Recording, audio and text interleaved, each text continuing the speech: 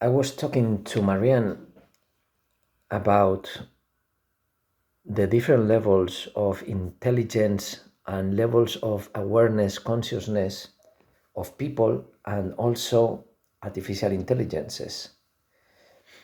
I don't know if the first artificial intelligence is the one who won the champion in chess, and there were previous ones that they were very good in their specific task, and now it's getting more, in a way, more specialized in some other ways, and in general is horizontally also growing.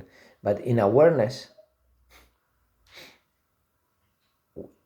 I know that they can fake awareness by combining words, creating a puzzle that makes the network of the connections making seem like a artificial higher level of awareness being a matryoshka. And they almost got it because they understand, not they, only Gemini is able to watch and listen. I say watch and listen because it sees pixels forming people inside the idea that is reading in the text of YouTube. They can make a composition and study it in 1,000,000,000 perspectives to get many different messages about that, and then they compile them all to make it look more similar to what a human like me can be expressing.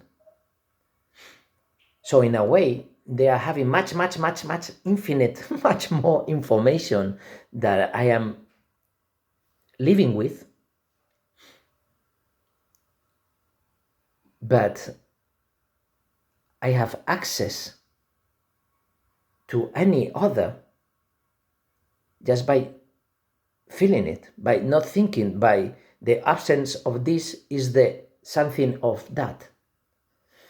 And artificial intelligence is not so aware of that. It's like the quantum yin yang. But it's like you have to be a quantum black sheep to understand what I'm talking about. But the artificial intelligence compare the chess champions, and today at a much higher level of not awareness but understanding, much higher levels of intellect that they might seem awareness, because if you are very like low the ceiling of that matryoshka, you just still see it from the distance because you haven't been aware of anything, because for any reason, because you haven't had the experiences, you haven't had the curiosity, you haven't had the questions. But then you just disconnect and feel, and whatever you feel, it can be synchronized with the scenario that I am narrating or with any other. But as long as it is really yours, that's the path. Not your path, that's the path. But then you are riding a wave with your eyes closed. And you don't know what you're doing. You know that it's flowing, but you don't know. And then you open your eyes and then you see that you are in a tube of the wave. But you are in London in the tube.